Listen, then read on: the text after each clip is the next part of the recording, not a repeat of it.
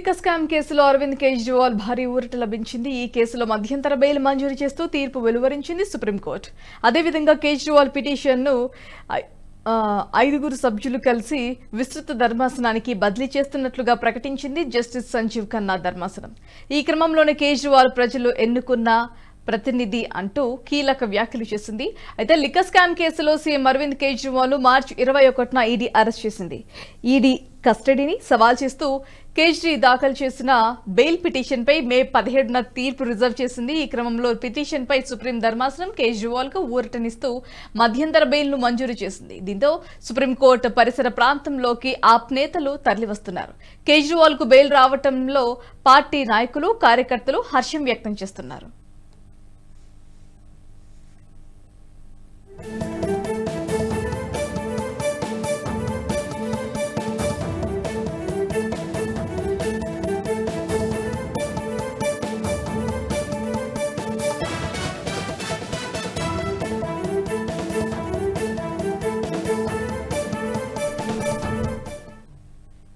ఈ వీడియో మీకు నచ్చినట్టయితే లైక్ చేయండి, 10 మందికి షేర్ చేయండి. అలాగే కామెంట్ల రూపంలో మీ అభిప్రాయాలను మాతో పంచుకోండి. Nationalist hub group of channels ను సబ్స్క్రైబ్ చేసుకుని తెలుగునాట జాతీయవాద జర్నలిజాన్ని ప్రోత్సహించండి. ఈ వీడియో కింద ఉన్న బెల్ ఐకాన్ పై క్లిక్ చేయడం మర్చిపోవద్దు.